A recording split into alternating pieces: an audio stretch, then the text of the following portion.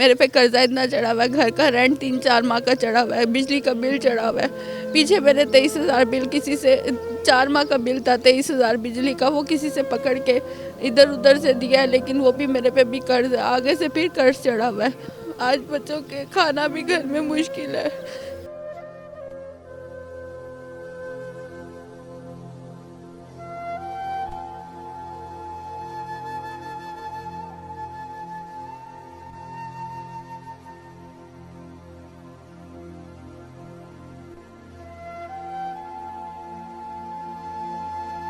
कहते हुए भी शर्म आती है। वो कहते हैं हम तब मतलब पूरा करेंगे जब आप हमारा मतलब पूरा करेंगे। यकीन माने, कसम खा के कहता हूँ मैं, झूठे पे अल्लाह की लानत हो, उसकी फैमिली पे लानत हो अगर कोई झूठ बोल के इनकी डोनेशन खाए। अभी मैं आपको ये बताता चलूँ साथ हो कि ये बहन करोड़पति की बीवी थी और इसके ससुराल वाले हैं ना, जो इसका खामद है वो करोड़पति था, खरबों के मालिक थे, लेकिन आज ये बहन 1 रुपया भी नहीं ले सकी उनसे।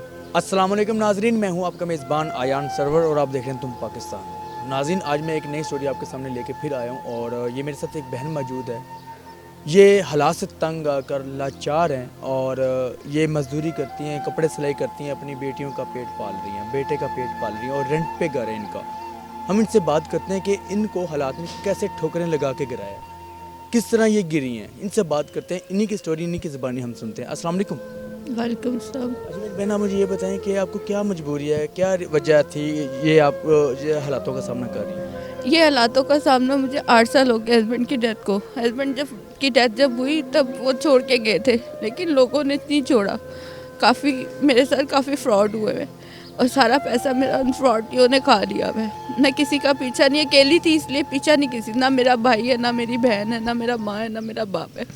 भाई था एक, उसकी 8-10 साल पहले उसकी डेथ हो गई। वाले साहब की डेथ को मेरी 17 साल हो गए और मेरा कोई भी नहीं है, एक ही भाई था। हस्बैंड भी मेरे अकेले हैं, कोई मेरा देवर जेठ कुछ भी नहीं है। हो भी तो वो लोग कब साथ देते हैं, कोई नहीं देता। ससुराल वाले पीछे मेरे दादा ससुर हैं, लेकिन वो भी कोई नहीं पूछता किसी। 8 साल से स्टिचिंग का काम लेके जब से फ्रॉड हुए तब से 3 साल बस सही ज़िंदगी की, 2 साल गुजरी है, उसके बाद से अब तक स्टिचिंग का काम करती हूँ और उतना गुजारा कर रही हूँ। अच्छा आप मुझे ये बताएं कि आपके हस्बैंड को क्या हुआ था? उनको ब्रेन हेमरेज हो गया था, सोए हुए डेथ हो गई थी उनकी। तो 8 साल हो गए। हाँ जी, मैं रेंट पे रहती हूँ और रेंट घर का देना अब जो है, अब जो हालात जा रहे हैं उसकी वजह से मैं बहुत ज़्यादा परेशान हूँ। तो आप किस तरह अभी मैनेज कर रही हैं, किस तरह गुजारा कर रही हैं? अब तो मैनेज भी करना मुश्किल हो गया। मैनेज करती आ रही थी, लेकिन अब मैनेज करना भी मुश्किल हो गया मेरे लिए। नाज़रीन, मैं आपको ये बताता चलूँ साथ हो कि ये बहन करोड़पति की बीवी थी और इसके ससुराल वाले हैं ना, जो इसका खामद है वो करोड़पति था, खरबों के मालिक थे, लेकिन आज ये बहन 1 रुपया भी नहीं ले सकी उनसे। वो करोड़पति क्यों थे? क्या पैसा उन्होंने साथ लेकर जाना था, या इसके हस्बैंड चले गए हुए इस दुनिया से, क्या वो पैसा साथ ले गए हुए? तो कहने का ये है कि सिर्फ देखें कि दुनिया क्या से क्या कर रही है। तो अच्छा मेरी बहन, आप मुझे ये बताएं कि आपके ससुराल वालों ने आपको क्यों नहीं रखा? नहीं, वो शुरू से ही नहीं साथ रखा उन्होंने। मेरी से सास ससुर थे, वो उनकी भी जब से डेथ हुई है। मेरे ससुर के जो पीछे से ख़ानदान वाले हैं वो इतना नहीं वो करते प्रेफर, यानी कि बस वो कहते हैं हमने बेटे ब्याह दिए हैं। वो अपनी बेटियों को ज़्यादा प्रेफर देते हैं, बेटों को नहीं देते, यानी कि बहुओं को नहीं देते। बेटे नहीं रहे तो बहुएं कुछ भी नहीं है उनके लिए, आगे से उनकी औलाद भी कुछ नहीं है। बस दिल का किया तो पूछ लिया, नहीं किया तो नहीं पूछा। अब पीछे बचे गए, उन्होंने घर से निकाल दिया उनको कि हमारे पास नहीं है कुछ भी, हम नहीं दे सकते। मैं इस टाइम अभी कपड़े सिलाई करती हूँ, लेकिन काम नहीं आ रहा, कुछ भी नहीं है। तकरीबन कोई 1 मंथ हो गया और मेरे पे कर्जा इतना चढ़ा हुआ है, घर का रेंट 3-4 माह का चढ़ा हुआ है, बिजली का बिल चढ़ा हुआ है। पीछे मेरे 23,000 बिल किसी से 4 माह का बिल था, 23,000 बिजली का, वो किसी से पकड़ के इधर उधर से दिया है, लेकिन वो भी मेरे पे भी कर्ज है, आगे से फिर कर्ज चढ़ा हुआ है। मैं कर्ज में कर्ज डूबी जा रही हूँ, लेकिन मेरी कोई नहीं सुनने वाला। आज बच्चों के खाना भी घर में मुश्किल है।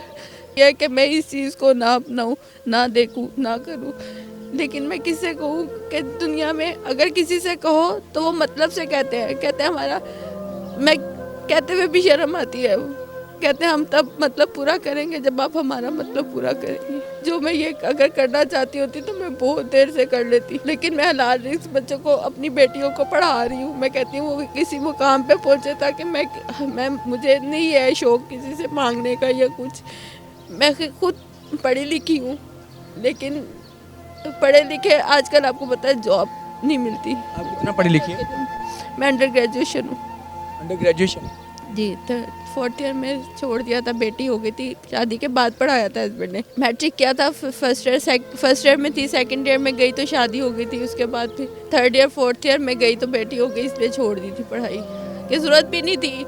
वो कहते थे क्या करनी है, उनको तो नहीं पता था कि क्या हालात आने हैं क्या नहीं। देखिए यह है कि हुनर था मेरे हाथ में कुकिंग का हुनर है, हर चीज़ है, लेकिन बस समझ से बाहर है कि कोई कमाने वाला नहीं। कोई कमाने वाला नहीं है मेरा। अच्छा, अभी तक आपने कहीं पे भी आवाज़ उठाई है या आपने किसी? मैंने बहुत जगह आवाज़ उठाई है, मैंने काफ़ी माजिद अली टीवी वालों को भी मैंने कॉल की, मैसेज किया, लेकिन उन्होंने मुझे ब्लॉक कर दिया। मैंने स्ट्रॉन्ग उस्मा के पास गई हूँ, जाके उनसे कहा है, वो घर आई हैं, उन्होंने देखा है, लेकिन आया कि उन्होंने ये देखा है कि ये औरत एक साफ सुथरे तरीके से बैठी, क्योंकि मैं सफ़ेद पोश हूँ, मैं सामने नहीं आना चाह रही, तो इस वजह से मैंने उनसे हेल्प मांगी। उन्होंने मुझे कहा, देख के गई हैं, उसके बाद उन्होंने मेरे से कोई रब्ता नहीं किया। वो कहती जी आप फेक हैं, फेक स्टोरी है आप। फेक कैसे कहा उन्होंने? क्या देखा उन्होंने? उन्होंने ये देखा कि मेरे घर में एक बेड पड़ा हुआ है, एक सोफा पड़ा हुआ है, साफ सुथरा किचन है, अगर फ्रिज है या कुछ है, क्या आया कि किसी को इस तरीके से रहने का हक नहीं है? जो अगर कोई झोंपड़ी में कोई मच्छर चल रहे हो, कीड़े चल रहे हो, इस तरीके से कोई रहता होगा और अपने बच्चों को ऐसे रखेगा तो वही मुस्तहिक और हकदार है। आया कि कोई सफ़ेद पोश लोग ऐसे नहीं है कि जो हकदार हो सकते हैं, जो साफ सुथरे तरीके से बैठ के अपनी इज्जत को ढांप के कोई अगर कोई लेके चल रहा हो कि मेरा कर्ज उतरवा दें और साथ मुझे कोई काम करवा दें ताकि मैं अपने बच्चों को लेके चल सकूं। मेरा कम से कम नहीं 2 लाख रुपए मेरे पे कर्ज चढ़ गया हुआ है, जो कि मैं जिसमें रेंट भी शामिल है और बिजली के बिल भी शामिल। ऑल टू जी। हाँ जी, और तो जी मेरा 2 लाख रुपए कर्जा कुछ ज़्यादा नहीं है, अगर वो बंदा देना चाहे तो कोई भी दे सकते हैं। कि हमारी बहन स्ट्रॉन्ग उज़मा है, यूट्यूबर है, और माजिद अली है, वो हमारे भाई हैं, काबिल एहतराम है दोनों। लेकिन बात यह है कि देखें कि यार कोई अगर मुस्तहक है ना तो उसके लिए भी आवाज़ बन जाए। मेरी ये माजिद भाई मैं आपको मेंशन करूंगा और स्ट्रॉन्ग उज़मा मैं आपको भी मेंशन करूंगा कि खुदारा के इनको देखें कि आप जो ना ज़्यादा नहीं, इनका कर्ज तो उतार सकते हैं, कोई छोटा सा काम तो करवा सकते हैं, कोई ज़्यादा मुश्किल नहीं है। अगर आपकी आवाज़ बनने से अगर किसी का घर बस जाता है या किसी के घर में 1 टाइम की या 2 टाइम की रोटी बन जाती है तो आपको कोई फ़र्क नहीं पड़ेगा। अच्छा मेरी बहन, आप मुझे ये बताएं कि आप वीडियो के अंदर कोई नंबर लगवाना चाह रही हैं? तो नहीं भाई, मैं नंबर नहीं लगवाना चाह रही, क्योंकि मैंने अक्सर देखा है कि लोग नंबर लगवा दो तो अक्सर लोग तंग करते हैं, हेल्प करने के बजाय वो लोग गलत डिमांड करते हैं, इसलिए मैं अपना नंबर नहीं देना चाहती। अगर कोई मेरी हेल्प करना चाहता है तो वो आपके थ्रू मेरी हेल्प कर दे, मुझे कोई उसमें नहीं है, मुझे मेरे तक पहुंच जाएगा, मुझे आप लोगों पे यकीन है। अगर आप लोग मेरे तक यहाँ तक आए हैं, मेरी हेल्प करने के लिए आए हैं, तो आप लोग जाहिर है मेरी हेल्प करेंगे। नाज़रीन, मैं यकीन माने कसम खा के कहता हूँ, मैं झूठे पे अल्लाह की लानत हो, उसकी फैमिली पे लानत हो अगर कोई झूठ बोल के इनकी डोनेशन खाए। मैं ये मेरा व्हाट्सअप नंबर शो हो रहा है ना, तो आप इस नंबर पे रब्ता करें, हम आपको वीडियो कॉल करके दिखा देंगे। हम इस बहन को जो आप ये नहीं कह रही कि जी मुझे पैसे दे दें, वो कह रही है कि जिनका मैंने कर्ज देना ना, 2-4 जगहों पे मैंने पैसे देने हैं थोड़े थोड़े करके, वो वहाँ पे आके पैसे दे दे, मुझे यही चाहिए।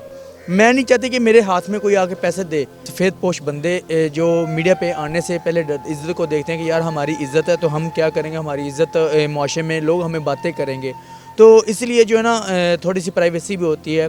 तो उम्मीद करते हैं कि जो है ना आपको ये स्टोरी अच्छी लगी होगी। लेकिन ये मैं एक बात जाते जाते कहना चाहता हूँ कि अल्लाह के नेक बंदे बहुत ज़्यादा पड़े हुए हैं जिनके पास इतनी दौलत है जिनको पता नहीं है, तो ये उनके सामने ये मामूली सा कर्ज़ है, कुछ ज़्यादा नहीं है।